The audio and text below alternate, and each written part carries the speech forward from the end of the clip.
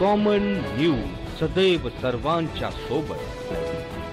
Common न्यूजच्या ताज्या घडामोडी जाणून घेण्यासाठी आताच आमचे कॉमन न्यूज चॅनल सबस्क्राइब करा। सोयगाव तहसीलला ठोकले कुलूप। सोयगाव शहरातील घटना।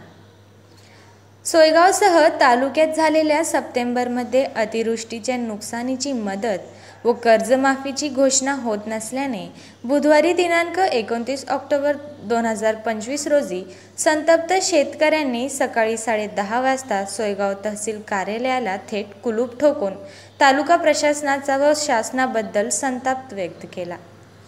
दरम्यान सकाळी 10:30 वाजता लावलेले कुलूप दुपारी 2 वाजेपर्यंत होते, त्यामुळे तब्बल 4 तास सोयगाव तहसील कुलूप बंद होते। तालुक्यात ऑगस्ट व सप्टेंबर या 2 महिन्यात अतिवृष्टीमुळे नुकसान झाले आहे। दरम्यान 2 महिन्यांपासून नुकसानीची भरपाई मिळत नसून जळगाव जिल्ह्यातील शेजारच्या तालुक्यांना मात्र ही मदत मिळाली, मात्र सोयगावला का नाही असा संतप्त सवाल या शेतकऱ्यांनी केला आहे। दरम्यान तहसीलदार हजर नसल्याने तहसीलदार कार्यालयात येईपर्यंत कुलूप न उघडण्याचा निर्णय संतप्त शेतकऱ्यांनी घेतला होता। त्यामुळे महसूल कर्मचाऱ्यांना बाहेर बसून तहसीलदार यांची प्रतीक्षा करावी लागली होती।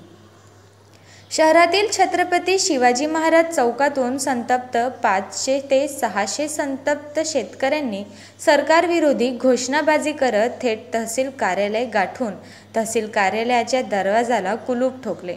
शेतकरी रवींद्र काळे, ॲडव्होकेट योगेश पाटील, विजय काळे, राजेंद्र काळे, राजू दुतोंडे, पूनम परदेशी यांच्या नेतृत्वाखाली 500 ते 600 शेतकऱ्यांनी थेट सोयगाव तहसीलला कुलूप ठोकले होते। दरम्यान यावेळी तहसील कार्यालयाच्या आवारात शेतकऱ्यांनी घोषणाबाजी केली होती।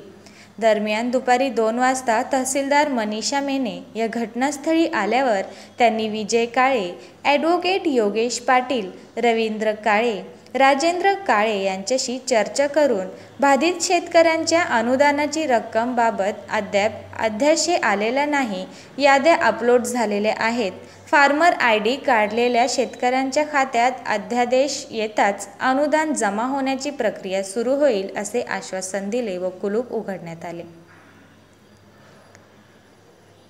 सोयगाव तहसीलदार मनीषा मेने या VC साठी असल्याचे बोलले जात होते, परंतु तहसीलला कुलूप ठोकून ही तहसीलदार गैरहजर होत्या, त्यामुळे तहसीलदार मनीषा मेने जोगदंड यांच्याबद्दल शेतकऱ्यांनी रोष व्यक्त केला।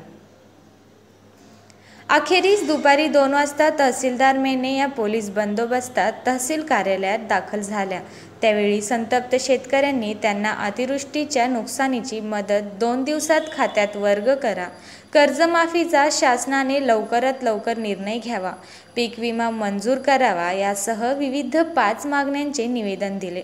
यावेळी विजय काळे, ॲडव्होकेट योगेश पाटील, रवींद्र काळे, बंटी काळे, राजू दुतोंडे, अरुण सोहनी, पूनम परदेशी, पुंडलिक मानकर, अनिल चौधरी, कृष्णा पाटील, अमोल मापारी, अनिल पाटील, राजू बडक, नितीन पाटील, अजय नेरपगारे, भरत काळे, दिलीप चौधरी, संतोष बोडखे, किशोर मापारी, संतोष सोहनी, जितेंद्र चौधरी, संतोष सोहनी, रामा आगे, राजेंद्र पाटील, भागवत थोटे, विजय गव्हाड, महेश चौधरी, सुरेश मनगटे, शिवाजी चौधरी आदींसह तालुक्यातील शेतकरी या आंदोलनात सहभागी झाले होते।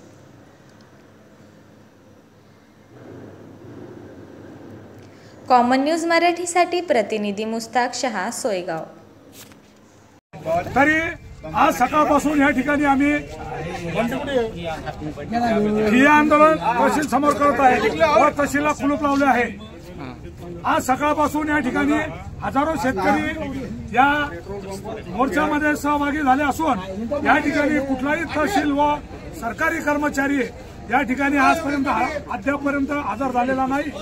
तरी सरकारने या सर्व प्रकाराची तात्काळ दखल घेऊन या ठिकाणी शेतकऱ्याच्या खात्यावर ताबडतोब अनुदान द्यावे असं मी या ठिकाणी शासनाला आवाहन करत आहे। जर 2 दिवसात या ठिकाणी शासनाने शेतकऱ्याच्या खात्यावर अनुदान दिले नाही तर या ठिकाणी आम्ही सर्व सरकारी कार्यालय व कुठलेही सरकारी ऑफिस या ठिकाणी चालू देणार नाही, याची सर्व सर्व शासनाने दरबारी दखल घ्यावी ही या ठिकाणी मी सांगतो.